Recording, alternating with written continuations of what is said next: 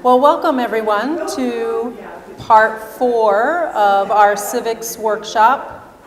Part 4 today is going to be on federal funding and local impacts. And my name is Natasha Leger. I'm the Executive Director for Citizens for a Healthy Community. Proud to be co-hosting this panel with the Learning Council and this workshop with the Learning Council. So in parts 1 and 2, we focused on government, how government works, why it works the way it does, how our democratic system is put together, our individual rights, and separation of powers. And so today we are going to be talking about the element of federal funding, which is the result of Congress's authority to appropriate dollars for programs. And I'm really proud to introduce our panelists today. We'll be talking about education, energy, agriculture, and community broadcasting. So with that, I want to kick it off with Tracy Gallegos, and I'm going to let each one of the panelists introduce themselves and provide some context for our discussion today. Thank you, Natasha. How you doing? Thanks. Hi, everybody. Hi there.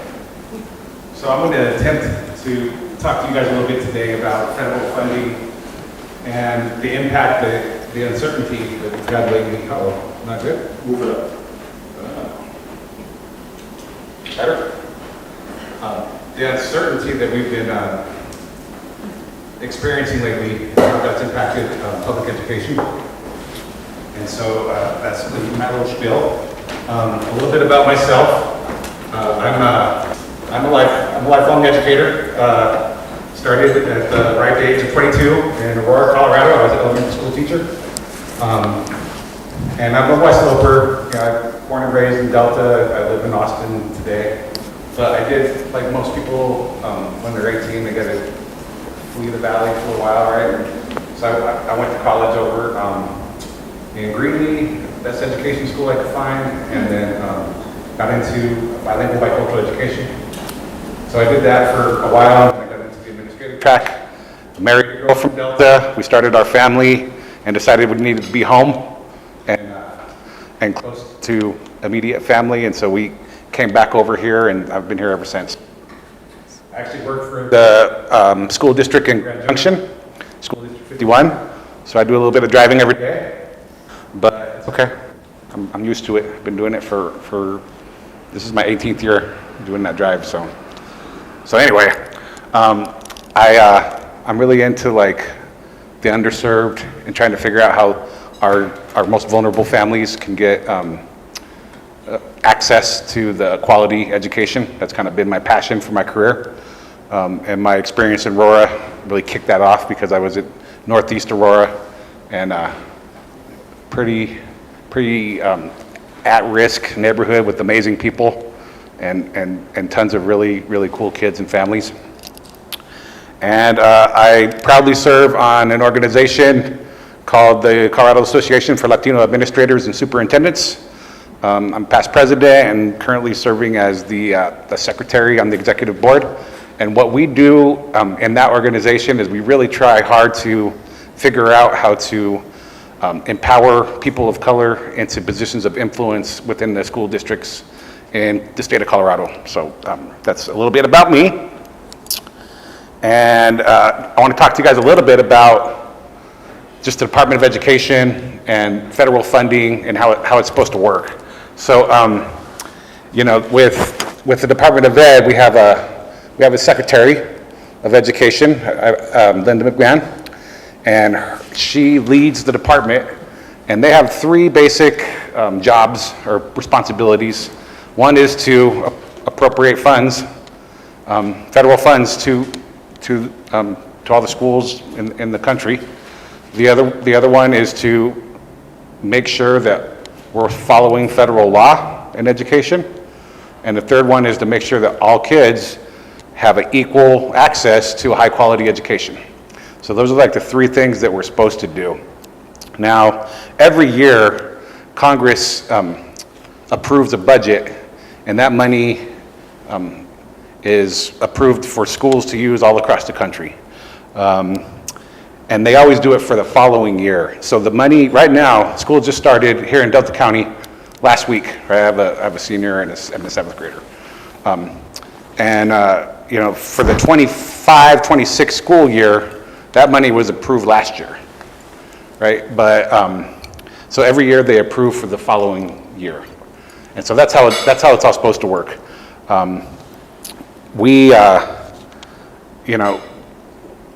Because of some executive orders that have been put out, there's been some delays in that funding actually getting to the schools. And so, as a administrator in Grand Junction, that's had some real impacts on the work that I do. But it really impacts all the schools, even the schools here in Delta. And I'll get into that a little bit further. But that's kind of how it's supposed to work with federal money. Now, that's supposed to be me. I don't know if it looks like me. But, federal money is really a small piece of the pie when it comes to public education, but it's significant. And so, we have things like all the title programs that it goes to fund, and it also, very importantly, funds special education. And so, getting into it, Title I is what most people are aware of and what most people talk about. And Title I really is that money that is designed to help those with lowest income. And so there was some delay in Title I funding, and that had a real big impact on a lot of school districts' ability to staff appropriately and to come up with programming for the start of the school year. Title II is around teacher quality, also impacted by some delay. Title III is for multilingual learners, and that's had a big impact and on getting the ball going. I actually have a staff person who's tied to Title III and Title I, and that person hasn't been able to start yet. I'm still waiting to get all that going in my school district. And then, Title IV is really around like enrichment programming. And then, the one that I really wanted to mention is a Title I standalone program called the Migrant Education Program. Part of my my educational career, probably the most fun part I've ever had is when I was a regional director for migrant education. And here on the West Slope, it's the West Central region, and we serve 29 school districts in the migrant education program. And what we do is we make sure that children of people who are working in either seasonal or temporary agriculture work, farm work, have access to a high quality education. A lot of the kids who are children of farm workers, they move around a lot. And so it's a really cool program. It's all supplemental. We take the money and we connect with the families and connect with the kids and make sure they get the support they need as they're bouncing around.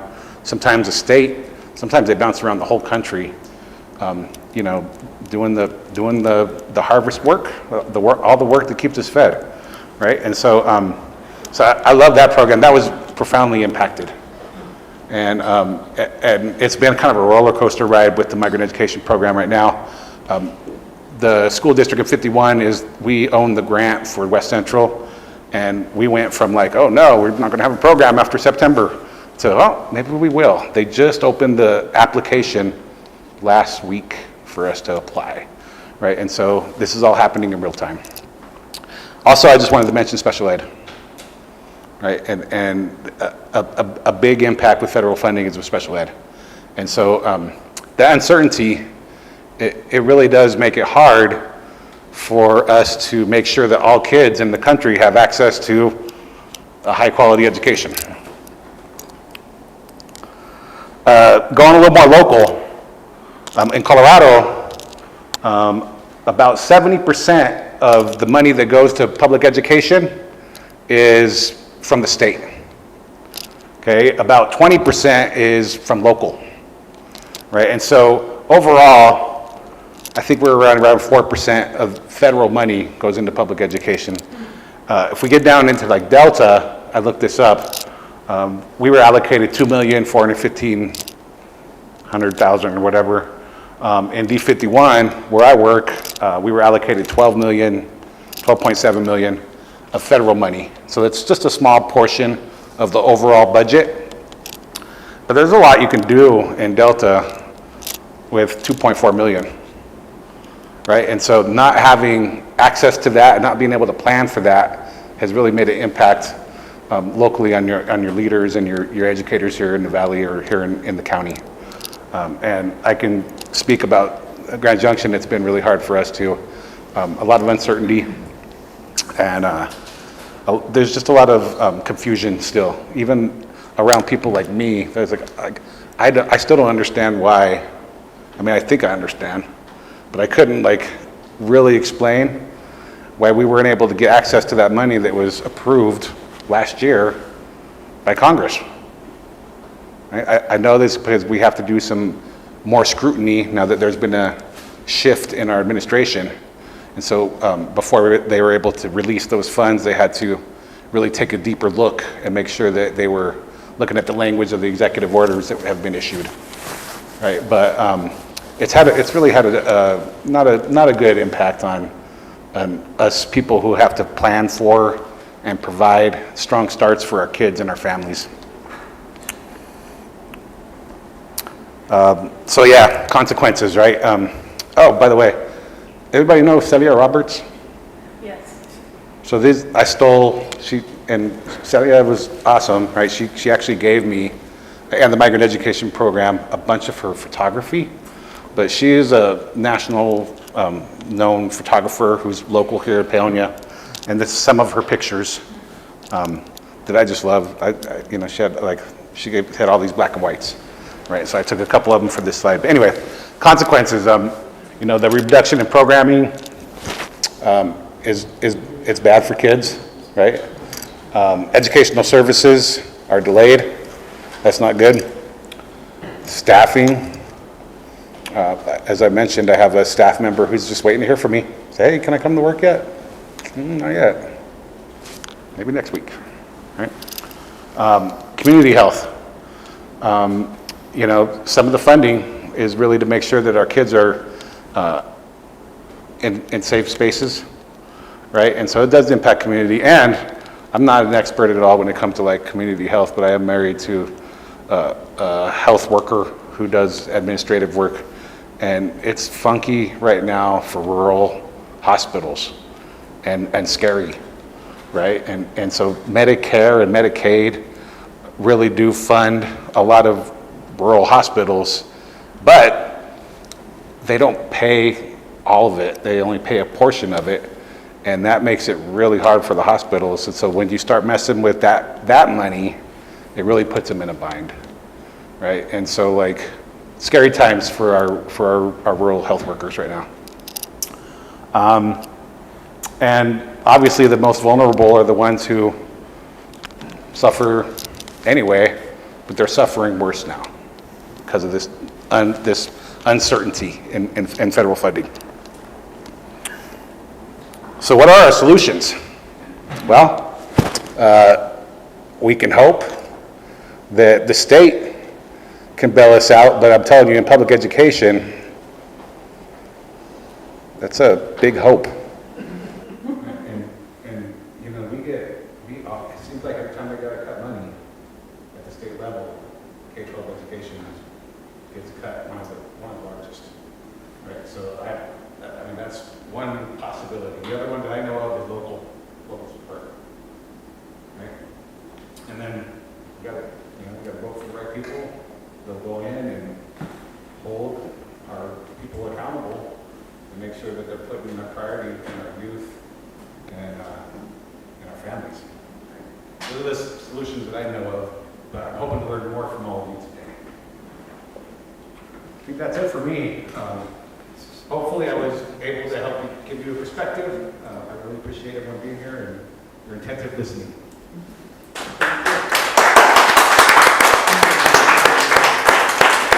Thanks so much, Trey, for grounding us in the educational issues and federal funding impacts. Next, I want to turn it over to Jacob Gray, board member over with DMEA to talk about energy. Oh, sure. Maybe let's pass it behind you, maybe. Oh, sure, safer. Hello. Microphone working back there? You good, David? Can you hear me? Yes. Okay. So yeah, I'm Jacob Gray. I'm here to talk about energy. I serve a couple of roles, but today I'll be wearing a DMEA hat. Although it's not a hat, it is a shirt. A little bit about me. I have Mountain Bird, aka Gray Acres. We raise some goats and some chickens up on Stewart Mesa, just a few miles away.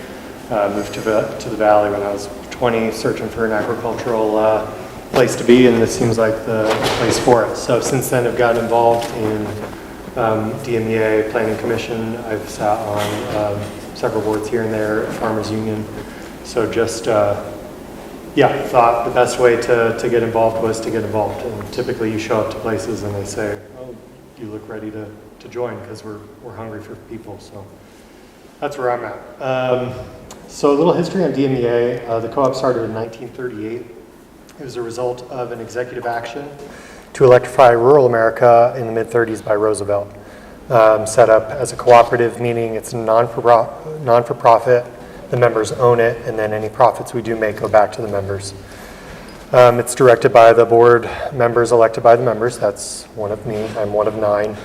We set strategy, policies, and rates which define the culture and goals of the organization.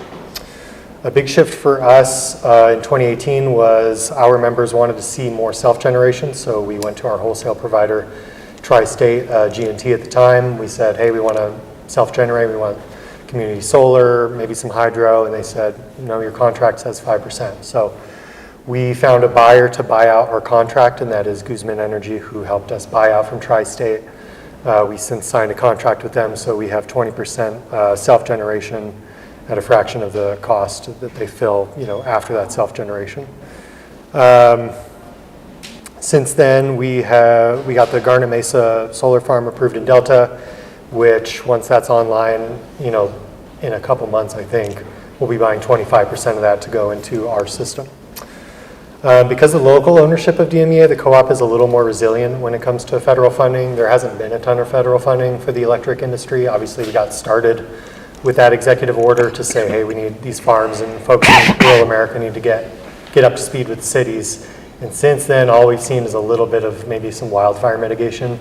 That did change with the Biden administration, with the IRA. So the Inflation Reduction Act, it offered incentives towards clean energy component manufacturing domestically, construction of wholesale clean energy production systems, investments in contracts, and subsidized clean energy projects.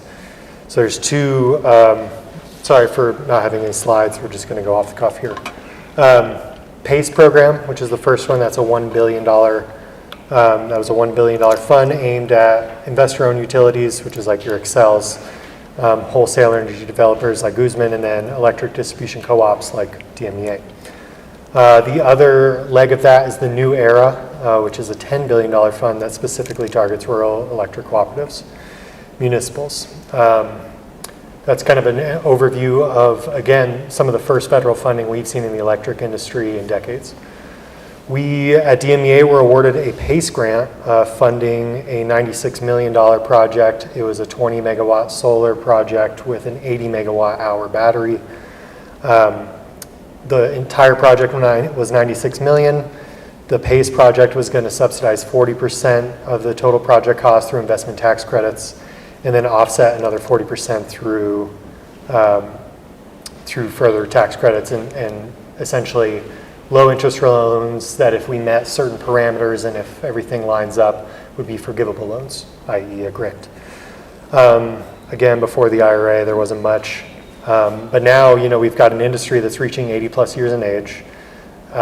It's been running kind of the same way. It's been, coal and gas, and we're trying to shift that. For a multitude of factors. Mostly it's not in the money, but we've got a lot of aging infrastructure that needs stimulated again. So these federal funds are quite important to that energy transition. The IRA aimed to do just that. It aimed to make these projects affordable through tax incentives and subsidized funding. Much of the electric grid was traditional electric energy production, but it's being retired, which means we're shutting them down. So there's a big shift from these big coal plants that took a long time to build, but once they were up and going, they were running 24 hours a day. And we're shifting to these more renewable projects, which are more nimble. We can build them a lot quicker. However, some of them only run 50% of the day, like a solar or wind when the wind's going. So to help offset that, storage is going to be just as equally important. While this is good news for climate change, again, the new problem is that firm power for 24 hours is going to need to be addressed. The critical ingredient in all of these issues is the need for a unified plan, in which we're seeing these pendulum shifts every time the executive branch changes. It's hard to get some momentum in the change of guard, so to say. And we need a funding resource to help define a master plan for power generation. We as a country need to know where we're going. It seems like we've been headed in one direction. A couple months ago, it sounds like we're going back to coal, which I don't think is going to happen, even with some of those executive orders saying, let's fire them back up. These are big machines that once you set the motion and plan to shut it down, it takes 4 to 5 years to shut it down. So, everything was signaling, hey, we're going to shut these down, we're going to go green. So we started to shut down these coal plants. Current administration says, let's start them back up. And a lot of G&Ts are just saying, it's out of the money, they're getting old, they're aging, we're shutting them down regardless. So there's a bit of a nexus here, and it's just kind of confusing for those of us kind of in the industry. So at DMEA, we're focused on affordable, safe, reliable. So when we're looking to the future as a board, we're looking at what power can we generate, regardless of what's happening at the federal level, what can we generate here as close to home, because the closer the electrons the closer the electrons are, essentially the stronger the grid can be. With that, we need to develop some storage and batteries and things like that. But Jacob, can you just explain G&T? G&T is the Generation and Transmission Organization, so that was the tri-state. So we at DMEA are the electric cooperative. We're a distribution co-op, so we're distributing the energy to the homes. Above that is the generation and transmission, so they're generating at these big coal and gas power plants, now solar, and they're transmitting those. Those are those big lines you see, through interstates and things like that, transmitting them to our distribution co-ops. As with any good industry, we're fraught with many acronyms. So again, PACE grant that we got, anticipated tax credits targeting 80% of our 96 million project. We're currently in negotiations with USDA about how things are going to shake out with some of those executive actions or executive orders. They've changed timelines and things like that. So fingers crossed we can get it going, but we're a little more on the fence about this project. So because of what's happened at the federal level, it's too early to tell, but it's made it a lot harder to get these funds. They put in, either you have to build within a year, which we're not even finalized on our contract with USDA, and if anyone's worked with the USDA, things take a lot of time. Can you just explain, so USDA, U.S. Department of Agriculture? U.S. Department of Agriculture, so they're I believe the grant is through them. And so they have the contract that they've sent to us, and we didn't love some of the language, so we've sent it back, and now it's just this back and forth lawyerly. And again, like I said, either we have to build within 1 year, or we have to invest 5 to 10%. There's all these parameters, or it has to come online before 2027. So with that, it's going to be tough to do. So stay tuned if that happens. On the other side, DMEA owns Elevate. We have been successful in getting $60 million in grant funding that has helped build out our fiber optic network. This will provide modernized, broadband solution in rural areas, which we've seen benefits from. When I talk to young folks that have moved here, a good portion of them, I say, what industry are you working in? And a lot of them are working from home, and that's no doubt from Elevate, having that broadband access. In addition to that, we're going to have remote access and controllable reclosers. Those are, on our lines, on our hotlines. Particularly in wildfire season, we're able to shut those down. Like if something sparks or a tree falls down, In the old days, we'd have to send a truck out there to shut the line down manually. Now with fiber optics, we have the ability to shut that down and prevent wildfire. So a huge boon to our area as well. Helps with, again, it helps with visibility. We can just see more of the system again, trying to provide that safe power. Lastly, we have various assets to help with grid resiliency. We have some cell phones, so we have about 5-6% in hydro. We have some of the drops coming out of the Gunnison Tunnel. We have a few hydro turbines in Montrose that again are about 5%. We have a couple of community solar gardens around in Montrose Delta. And then we have some contracted hydro through the Uncompahgre Valley water users. They also own their own, a couple of hydro turbines. And then once Scarna Mesa's up, we will probably max out our 20% local generation. That contract's coming up in 7 years. So in the next few years, we're going to start talking to Guzman about how we can raise our self-generation, because I think at DMEA, particularly, Delta Montrose counties, we like to be in control. The folks around here want to know what's going to happen. So the closer we can have, again, those electrons flowing, that's kind of our goals. So happy to answer any other questions. That is energy from a federal level. Thanks so much.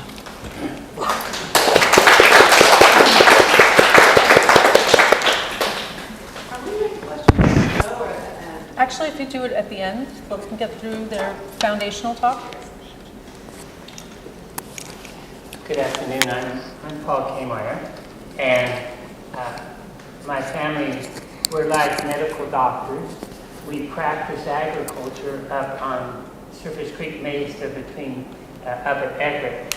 The reason I say we practice is we've been practicing for quite a while, but we're not really sure we are doing it all right, so we keep practicing. Maybe another 125 years we can get it figured out, or maybe not. So I think it would be appropriate, although I don't have the authority to say this, but I think it'd be appropriate that we all take an intermission now and go get some food to talk about agriculture. But don't do that, because I don't have authority to release you. If you have any snacks with you, this would be the time to eat them while I'm talking. I have a task today, an assignment to talk about the U.S. Department of Agriculture. And the funny thing about it is, it's a massive agency, and I have 20 minutes max, and I don't even work for the U.S. Department of Agriculture. However, I work for the Colorado Department of Agriculture, and so I'm brothers and sisters with the U.S. Department of Agriculture and can provide some observations of what I see going on with the federal funding and federal programs. I think I'll start off staying at the Colorado Department of Agriculture for a few minutes, because the Colorado Department of Agriculture receives grants and funding from the U.S. Department of Agriculture. We have somewhat similar programs, but we have also different programs between the state and the federal, and so sometimes the federal is supporting the state financially to carry out agricultural programs. There are two of those programs that you're quite familiar with here in Paonia and in Delta County. The first one is a program to decrease the amount of salt in the Colorado River. Our water's pretty clean when it goes onto our fields and into our ditches, not quite so clean when it goes off the end of the field or seeps out the bottom of the ditch and back in the river. That tends to make the people downstream pretty grumpy when we send them salty water. So there is a federal program to help decrease the amount of salt in the Colorado River. Two of the on-the-ground aspects of that program is the piping of ditches, and you're quite familiar with them here in the North Fork because there have been a lot of ditches piped in the North Fork. And And I am prepared for the cottonwood question when the time comes, if you wish. And so, for instance, the Stewart Mesa ditch, which goes just along the ridge here above, I think it's the American Legion, or one of those organizations. It used to be an open ditch, and now it's piped. The other aspect of the salinity control program is that it helps pay for efficient irrigation. Quite a few of the sprinklers, center pivot sprinklers or side row sprinklers in this area have been paid for in part by this federal program, the salinity control program.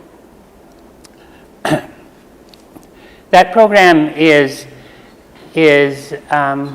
slowed down.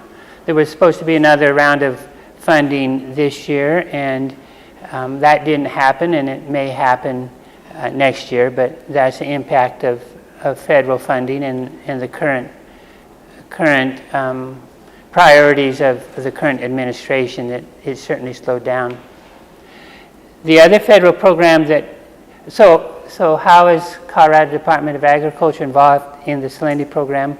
Well, it turns out that my day job, I'm the salinity program coordinator for the Colorado Department of Agriculture. I'm a liaison between the local ditch companies and the federal money.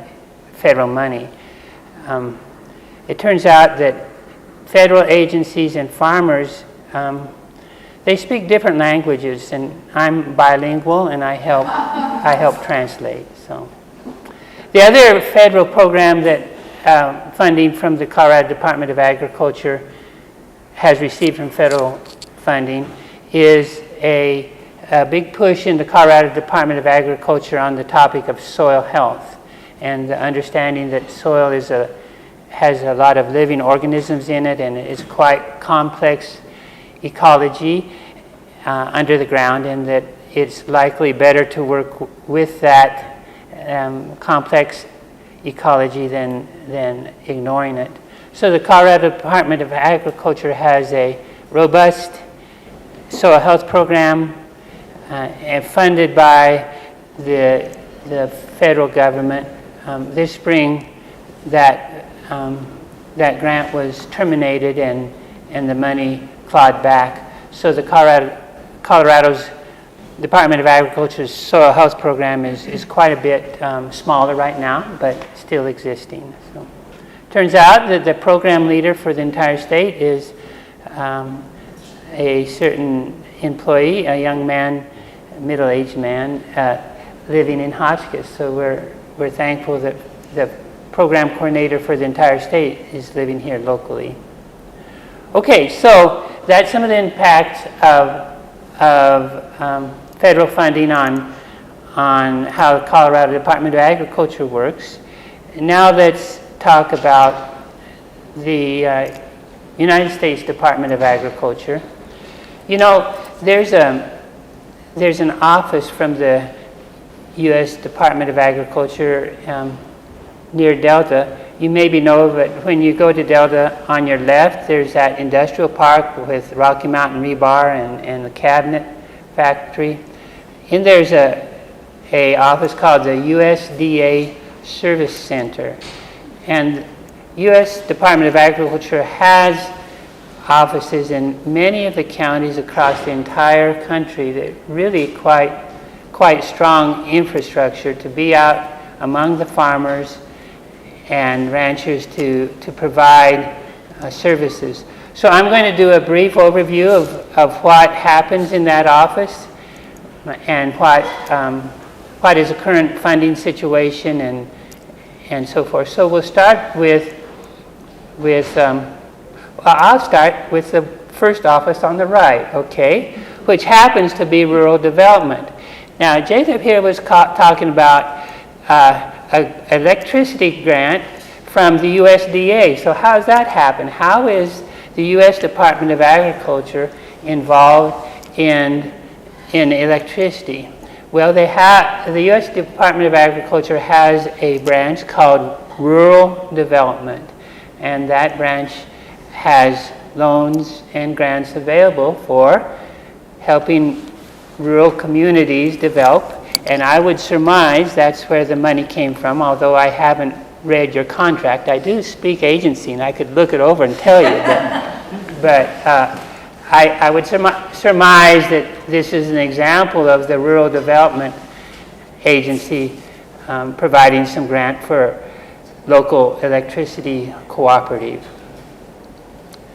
Next, on down the hall to your right, is the Farm Services Agency. This is a pretty important agency, though maybe not quite as flashy as some of the others. Farm Service Agency does a lot of things, but I'm going to focus on crop insurance. I'm guessing that the majority of fruit farmers in the North Fork have crop insurance, so that if they get hailed out or frozen out or droughted out or beared out or whatever, deered out, that they can have some insurance payment, very similar to homeowners insurance. The Farm Services Agency coordinates insurance policies for farmers and ranchers. The rates are quite favorable, and so many farmers and ranchers choose to use this type of insurance. I talked with Farm Services Agency the other day, and I talked with them in Delta. I didn't go to Washington, D.C. I don't think they would talk to me, but anyway, I talked to the local, and they say they're doing just fine. Not any big changes in the current administration. They're quite busy because there's a lot of disasters happening in Delta County. I just noticed last night that we now have the distinction of being dark brown on the drought monitor map. We've gone from severe drought to extreme. I mean, it just doesn't get much drier than that. So there are a lot of insurance claims, unfortunately, coming down to Farm Services Agency from Delta County. Okay, let's go around to the other agency in that building. It's called the Natural Resource Conservation Service. And it does just what the name sounds. It helps farmers and ranchers take good care of their resources, whether it be the soil or the water, and has programs that give incentives for the farmers and ranchers to be good conservationists. For instance, there's money for for salinity control. The engineers, the technical people that help with the installation of the sprinklers and other on-farm improvements, that comes from the Natural Resource Conservation Service. So you will not be surprised to know that all these agencies intertwine and interwork with each other. All right, that concludes our tour of that building, except, of course, there are restrooms, but I don't need to say anything about the restrooms. So I have done this tour, but I want to take a moment to point out what you perhaps already know. The U.S. Department of Agriculture is a huge, massive agency, and at least 50% of their funding goes actually to food assistance. They are the ones who administer the SNAP program, Supplemental Nutrition Assistance Program, and I think they have some other programs, perhaps for, wait a minute, let me ask my colleague on the right. Does USDA help fund school meals and school nutrition? So even though we think of the USDA as agriculture and stuff, they're actually very big into the food business and supplemental nutrition and commodities for lower income people. And then finally, I would say that there are other impacts to agriculture in addition to only the U.S. Department of Agriculture. For instance, there's been quite a bit in the news lately that U.S. Agency for International Development has been diminished substantially. Well, one of the things that U.S. Agency for International Development does is gives away a lot of food around the world. Where do you think that food's coming from? From American agriculture. So the farmers and ranchers have lost one of their markets, one of their places that they sell the food. So that's just an example of the very intertwined federal funding for agriculture. Did I already say that that was my last point? I'm like a pastor. As I continue to conclude here, I looked up on the internet, did a 3-minute study of funding for the USDA for this upcoming fiscal year, and what I saw was the Trump administration has proposed a budget for USDA that's approximately 22% less than in 25. The House of Representatives has proposed a budget that is about 4% less than 2025. The Senate has proposed a budget for USDA that is about 3% higher than 2025. So with that, I pass the mic to my next colleague. Thank you.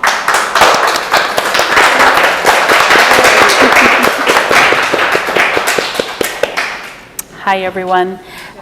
My name is Sally Kane, and thanks, Natasha, for this panel, and Alicia and the Learning Council for this opportunity. Brief history of myself. I was born in Denver. My family joined the Peace Corps when I was starting school. We lived internationally, kind of set us on a trajectory, me and my siblings, of international work. And then my mom and my stepdad moved to Paonia in 1972 when I was 8 years old. And this has been my home base ever since, with punctuated times like Trey talked about, to go off and seek education and fame and fortune. So I got involved with public broadcasting when I was 15 years old, and my parents were part of a group that was starting KVNF Community Radio. And I had a high school principal who let me come and have an independent study, Carl Clay, and learn about broadcasting. And I fell in love with the medium then, and it stayed with me throughout my life. So my topic today is to talk about the public broadcasting system. And I just, and I have a grandson. That's just the best thing. Okay. You'll hear me talk about taxpayer investment and not federal support or the loss of federal funding. And I'm saying that intentionally because where does federal funding come from? It comes from all of us. It comes from our tax dollars. And I think that's worth putting front and center in our minds as we move forward in our society, hopefully move forward. And the other piece of it is that in my mind and my understanding of humanity, to pool your resources together to accomplish something larger than you as one person can do, or your small family or a small group can do, is arguably one of the most noble endeavors human beings have ever taken on, and we know how to do that. And so I just feel that that's another thing that drives a lot of my comments. And to your point about interconnectedness, I think that's where the rubber meets the road with civics, because then it becomes our conversation as well. So I want to talk about the genesis of taxpayer investment in a public media system. And I'm sad to say the distinction that I have in this discussion is that this investment has been completely obliterated in the industry that I've spent my life working in. So we're not talking about percentages and reductions. And so in the 1930s, there were groups of professors organizing around reserving the lower spectrum of the radio dial for educational, non-commercial purposes because they recognized it was such a powerful medium and it just went like wildfire into people's homes and people were taking this information in and they said, we got to protect some of this because advertisers were piling on, right? So people don't often know that part of the story, but that was in the 30s, and that's how that started. In the 40s, a gentleman by the name of Lewis Hill, he was a World War II era pacifist, pioneered a funding model called listener support. That happened in the 40s. The station that he helped found, eventually 5 of them together became the Pacific Network, which some of you might know about, but that preceded what we know of as public broadcasting today. So then we moved to the signing of the Public Broadcasting Act of 1967, and it was signed by President Johnson, who signed that into law. It did a couple things. It created a nonprofit entity called the Corporation for Public Broadcasting, and it was created that way to protect from political partisanship and invest in a public providing free educational, cultural heritage programming and independent journalism. That's why they set it up as a 501c3. And there are, the act itself is extremely dry. I've read it more times than I care to even talk about, but his comments upon signing it were quite interesting. And I think that it connects also to the theme that we've heard from Trey as well, which is vulnerable populations.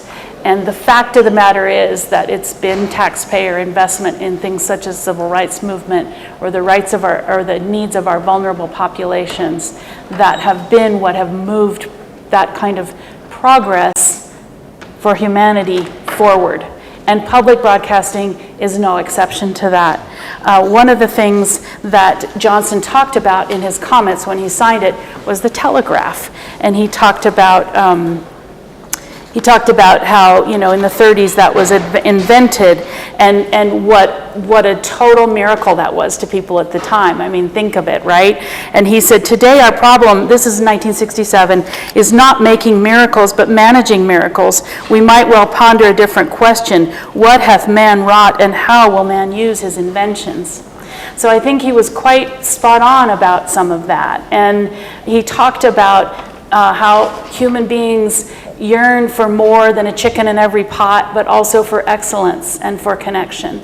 And that was what public broadcasting was supposed to do, and to bring the stories of all of the people into a common marketplace. He even referred to it as, what did he say? At best, it would make our nation a replica of the old Greek marketplace where public affairs took place in view of all the citizens.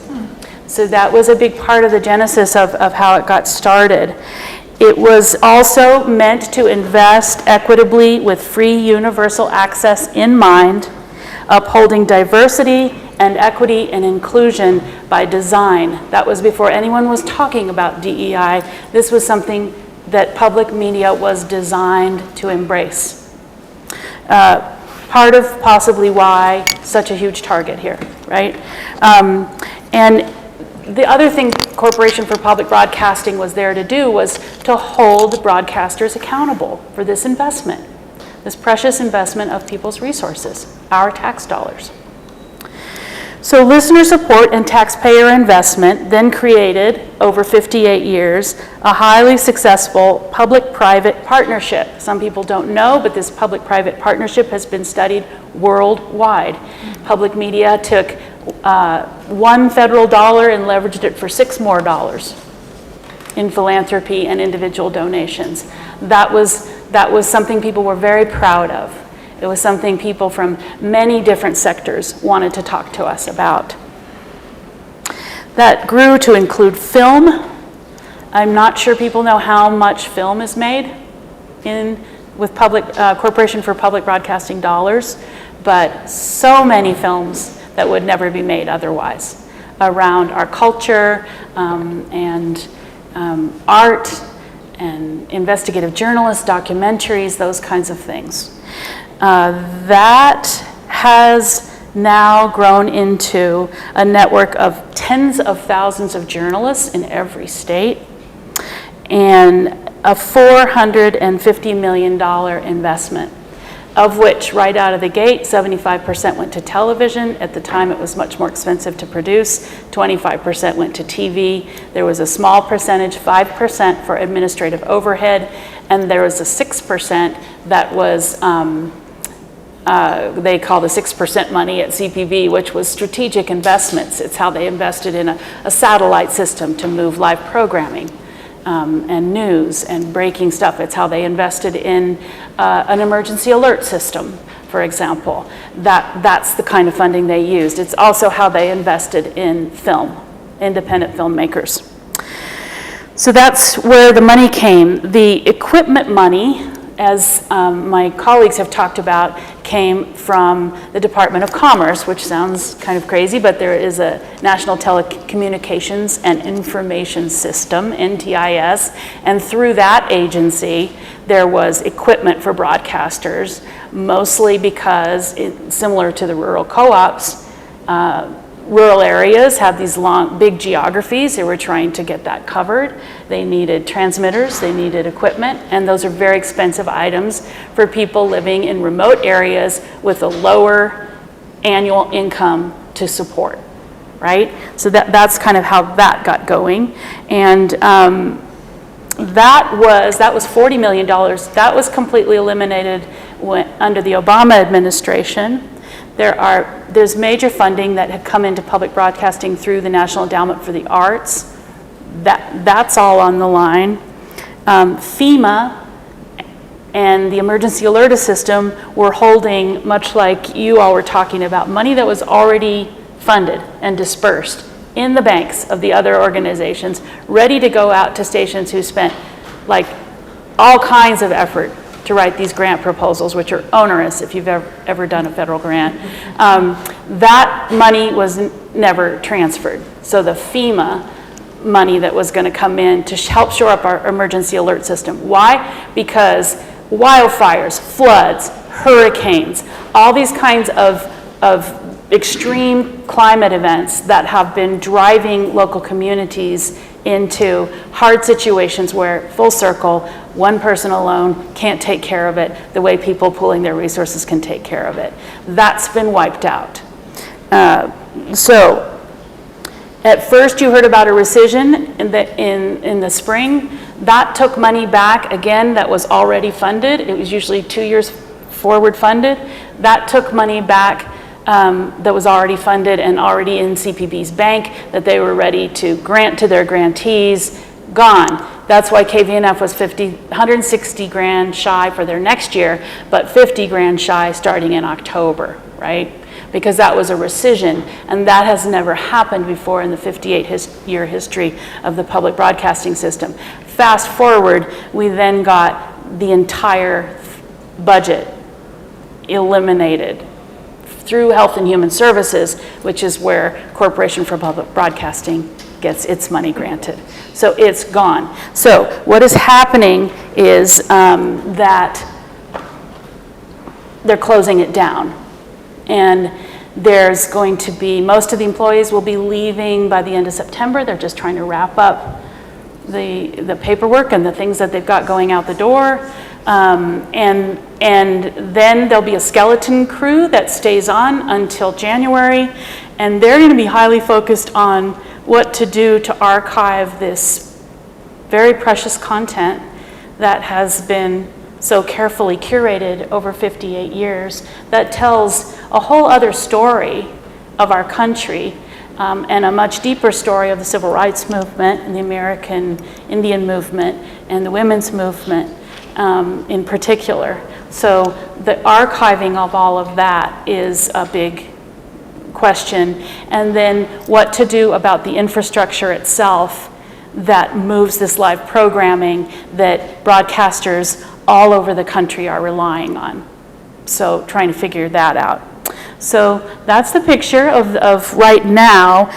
In terms of impacts, small, rural, and minority stations. with have a greater percentage of a grant from the Corporation for Public Broadcasting. Why? Because of coverage area population and the median income of households. And so if you're in San Francisco and KQED raises money, they're going to get a multiplier effect on every dollar they raise from individuals. Same thing happens in a tribal community, but what do you think the numbers are? So where do you think the multiplier effect goes? That's why millions of dollars go into the largest stations in the system, and we were working very hard to address that and made some huge shifts in the funding formula because it quite simply blew a gasket over time, and people were aware of it and trying to work on it. So that is now puts it in a position where, for example, a tribal licensee in Alaska, where I've been and worked with, is losing 60% of their revenue. And they are the only news and information source for the people who live in their remote geographic area, the only ones. So they're scrambling to figure out how to continue to do that. It's the same with a lot of rural stations. I was at KVNF for 15 years as the general manager, and then I was recruited to run a national organization for all community broadcasters for 10 years. And so it took me to DC a lot to be in these policy discussions. And it humbled me a great deal to understand how hard policy is and how much time it takes and how many unintended consequences there can be, even among the best intentioned people. So 65% of the constituency I represented was rural stations. And those are the ones I'm most concerned about now. And in the immediate hotness of, okay, the funding's gone, we need something, they've all gone out to do fundraising. You've seen that it was successful. My question is, how sustainable is that over time on the backs of a populace that is worried about, will they have health care? Are they going to be able to pay for their groceries? Would they be able to recover from a natural disaster in their communities? So we're turning to, highly stressed populace to pick up the weight for things that in most of Western Europe, I just want to say, and in our neighbors to the north, Canada, are pooled. That's how they do that. So that's a big loss. In terms of loss, let's look at radio journalists. When print went under mostly, and we lost so many newspapers, it was radio that hired journalists. And radio was the only media industry still hiring journalists, the public broadcasting industry. So it's tens of thousands of human beings whose livelihoods have been torn asunder, but also whose work is no longer has a pathway to every American free of charge. So the other big impact is local news. It's very hard to fund that. Very hard to fund it. And we have experienced that, and there were a number of national initiatives that were helping with that. So that's a big scramble right now too, how to keep some of that going. Independent film, as I already mentioned, and then let's see, all the national organizations supporting public media through professional development, fundraising trainings, those kinds of things. They're all relying on memberships from stations. Those stations are struggling. So what happens to the national organizations, which are important, because by the time you get to policy in Washington, you in Paonia need a representative that's going to represent your interests and take time to understand what's going on there. So that has been severed as well. And so when we switch to what's next then, I'm seeing a really neat effort by the Public Media Company, one of our national organizations, that has developed what they call a local news catalyst. It's a hub online. It's got a lot of amazing tools. It's designed to help people in public broadcasting figure out how to keep going and how to keep doing the work that they've been doing. Greater Public is another national organization. It's always been focused on fundraising and major donor work. It's working on public tools and leadership training and all kinds of angles to keep to help us reinvent what our work will be. And then What's next also is just examining our relationship to media as a society, what it is now. I don't know about all of you, but we used to watch the evening news and discuss it. And now media includes a picture of what you had in your quesadilla. So I don't really know what media means anymore, to be honest with you. And what I have seen in my work on the national scene was small stations struggling mightily to address the digital influence of so many choices and people being so scattered in what they're consuming, and what they're consuming with time becoming less and less reliable or verifiable, so that you were constantly addressing propaganda and outright misinformation, and trying to tell the story simultaneously of the kind of polarization that comes from people feeding on that diet of information. So that, I think, lies ahead as citizens to really look at civics and what are we talking about when we're talking about media anyway at this point. So I think, you know, that's the main sketch of where things have gone in public broadcasting. You can see why I said I have this beautiful 17-month-old grandson, because that's such a cool thing. But Natasha, you did ask us to talk about the interconnectedness of all of this, and I was hearing a lot of it from my colleagues here. But I found that when the funding steamroller came down, I had a very strong feeling that it was going to go all the way through, and that it was unlike anything I'd ever seen or experienced. And my conversations with congressmen were unlike any conversation I had ever experienced. And so I became paralyzed, and I couldn't speak about it. And then a few days after that, I wrote this short statement, which I thought I would end with, if that's okay. If time is okay, it's short, I think. So this is it. And it really came from, I found myself just distressed by this screaming match I was having in my own head with that out there. I thought maybe I should change my name to Miss and Another Thing, because I just kept spewing it, you know, I couldn't quite stop. And I, energetically, that is a very hard place to be. And it's a hard place to be a grounded person in that all that time, for me. So I had this epiphany about, wow, what if I stop looking out there for 24 hours and look this way? Look who we stand among. And that's what this came from. So for 25 years of my adult life, I've been devoted to public radio as a worker and leader. I don't even remember when I became a listener. It's been with me all my life, and I'm in my 6th decade now. Last week's mayhem was a gut punch, and I'm still reeling from it, like so many colleagues I cherish. Here we are now, full throttle, after numerous years of relentless attack, in fallout mode. I'm holding my grief in the burden container of my heart, like so many. Grief that flows from knowing how many indelible moments of connection, inspiration, and illumination I have benefited from in my lifelong love affair with public radio that's now struggling for air.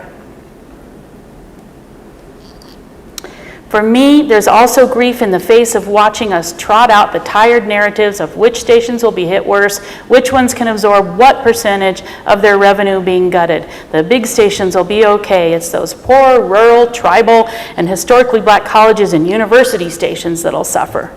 And what will we do in an emergency, for heaven's sake? Grief about how quickly we can fold on the pursuit of some measure of our most sacred principles, such as inclusion and fairness. Parts of the narrative swirl we are in feels hollow and shallow in the face of what's being torn asunder. Nothing less than a beautiful and artful expression of our shared humanity. A public investment in creative expression, excellent journalism, and rich learning meant for all. Here's the consolation I'm focused on for this week anyway. Look who we stand among. Those who love stories and learning.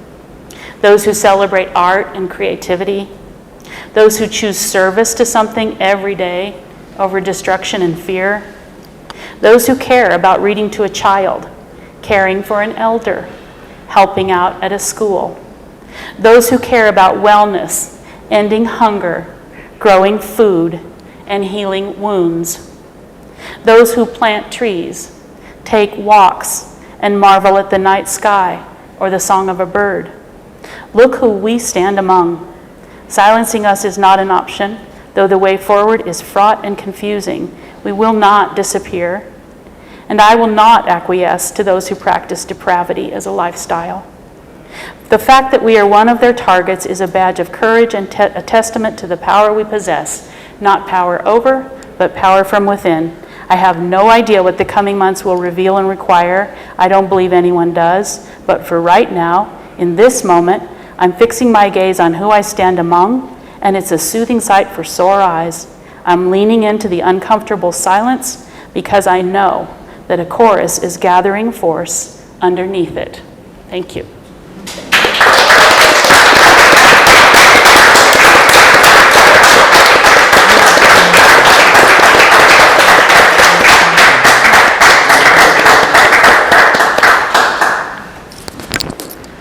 Thank you so much for that, Sally. So much comes to mind from listening to what you just had to say. And I love how you were able to really intersect the issues that we're trying to address here today.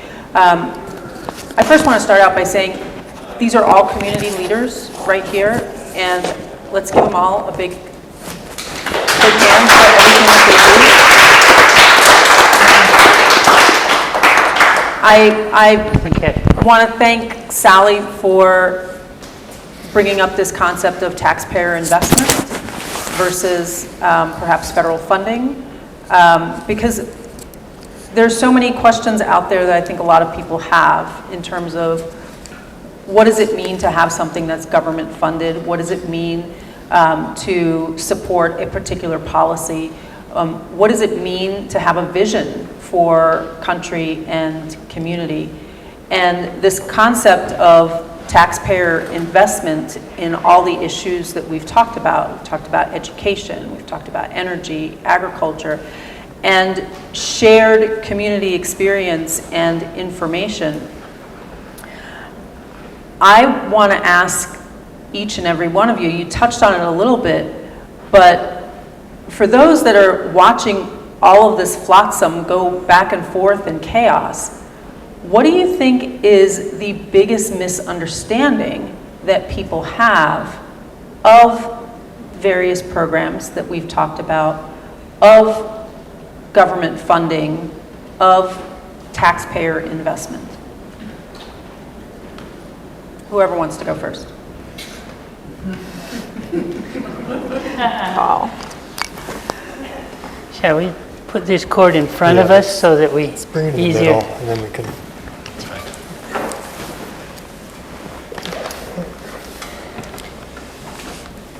I'm not so sure that this is a misunderstanding rather than something that we prefer not to think about, but in general, we Americans are spending more federal funds than are coming into the federal coffers. It's like if we go to the grocery store and buy a whole big cart full of lots of good things, get to the checkout and don't have enough money to pay for it, we ask, well, just write an IOU and put it in your cash register, and when my children come through here in another 20 years, you can ask them to pay it. So we appreciate all of this federal money that's coming in, but I think it's a misunderstanding that the lifestyle that it leads us, the good things that it gives us is basically not sustainable. We're able to sustain it so far because we continue selling treasury bonds, but sooner or later it probably will come home to roost. The other thing that I wondered about is preparing my answer to this question is, this is just a guess on my part from a guy who's practicing agriculture and still hasn't figured out how to do it. It's just a guess on my part, but I would guess that the Delta County receives more federal funds than it pays in tax dollars or whatever else. I would guess that we're a net importer of federal funds. And I think that's something, if it's true, that we don't think about very much.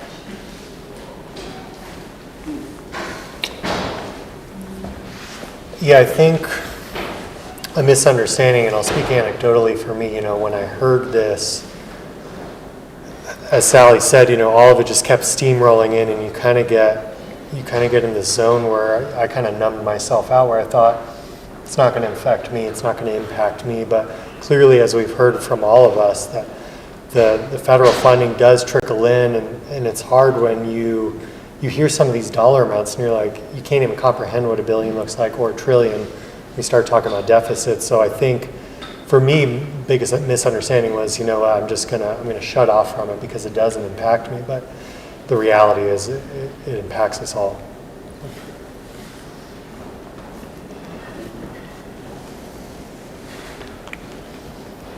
Yeah. When it comes to, I feel like there's a general misunderstanding of people that aren't in education that just thinks that there's kind of an endless support, right? And it doesn't really matter as much who's running the show, right? And so, and it really does. And so to be civically engaged and to really, like, as an educator, I'm always trying to help kids understand, the importance of participating, right? And doing what you need to do in order to, like, look out for your own interests and your future interests.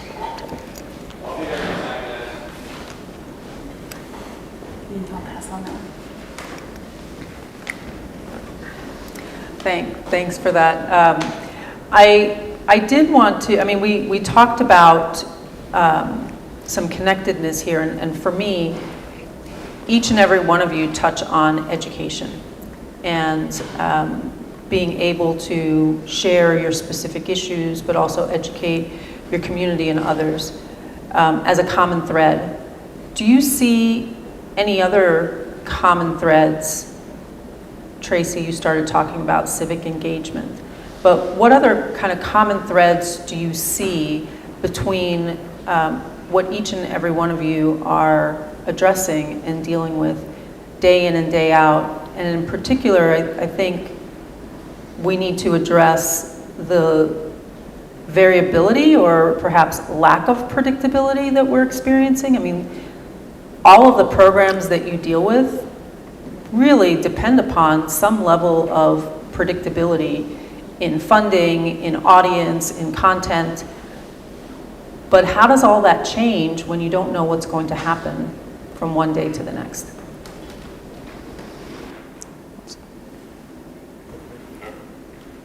Yeah, that's a great question. With me, I really think like happiness and health is the thread. And you really have to do work, right, to prepare yourself for that unpredictability. And I was just commenting to Alicia before we got going. Like, I've had to do some very intentional work with myself to never, like, I've decided to not be surprised anymore. And that is helpful to do that. It's like, you wake up and check the news out or something. We couldn't hear. I said, I'm not surprised about anything anymore. Before the sentence before, you made a decision not to. That's my thing. I've decided that I'm not gonna get surprised about stuff. I have to be responsive right? And every time I wake up and something else comes up on the news, I'm like, yep, of course, right? And because I went through a few years of profound disappointment, right? And it was messing with my health, right? It was messing with my relationships. And you know, family dynamics and all that stuff. And it, like, so health, to me, health is the through line, and happiness, right? We have to figure out how to be happy. Yeah, to piggyback on that, I mean, to my earlier point when I said, when all this stuff started steamrolling and I kind of got numbed out or whatever it was, you know, I think the common thread is keeping your head up. So no matter what happens out there, there's something we can do locally. And so that, I mean, that's why all of us are up here, is because we've decided to take these positions and make a difference. And so no matter what's coming down from the national news, yes, the national funding, it does affect us, and the feds do affect us, but I think we have so much more power locally. And so that's kind of where I see the common thread. I don't think this is one of Natasha's prepared questions that she gave us in advance, so she's going to get what comes to mind here. You know, farmers are really big on in dealing with unpredictability. And how do we do that? Well, we diversify. We try not to have only one crop. We have a variety of crops, so maybe some will succeed and some won't. We try to be adaptable so that we can change our practices and change our direction when necessary. And we like to have insurance. I'm not sure what that means, but it sounded pretty good. I agree about. Hang on one second, I think you might need a mic. Oh, Sorry. a through line for me is local. It's something I'm intentionally bringing into my awareness every day in how I spend my time and energy and resources, is to show up in this community that has been so central to making me who I am, and to give back to it in whatever ways I can do. Right now it's through the North Fork Valley Creative Coalition, which brings art and culture as economic drivers here. When I was growing up, there were 5 coal mines operating, and that's a completely different economy that has cost a lot of people their jobs, and a lot of people moved away. And we're trying to build another driver to join in that effort of moving the community. And so it's all about local and a good side order of mental health considerations. I'm really concerned about anxiety levels among people, and really concerned about their mental health. And I think we have a real problem going on with that. And something else that I'm trying to do is manage digital information in the way that I would my food intake. So whole fruits and vegetables, time to digest your food, and not overeating. And those basic concepts are a way that I've been approaching life in a digital world. So it's led me to choose not to engage in social media. And I'm a much happier person for that. I'm not saying that's a judgment on anyone else. It's a journey you gotta make with yourself, and centering practices that have always been important to me in terms of my beliefs and my morality.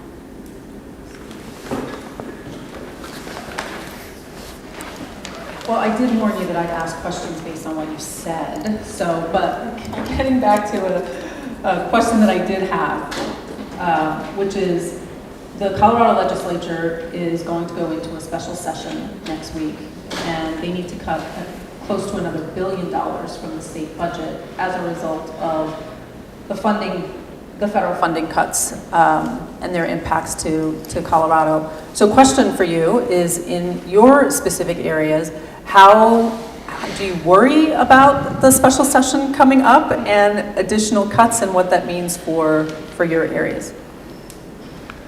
Yes, Yes, and they've already done enough with K-12, they need to give us a pass. The Colorado Department of Agriculture may get impacted also. It's really hard to guess what may happen, but as an agency in the state government, it would probably be naive to think that there will be no impact of that special session. There's no state money flowing into public broadcasting. Same here, we don't have any state funding. Thank you.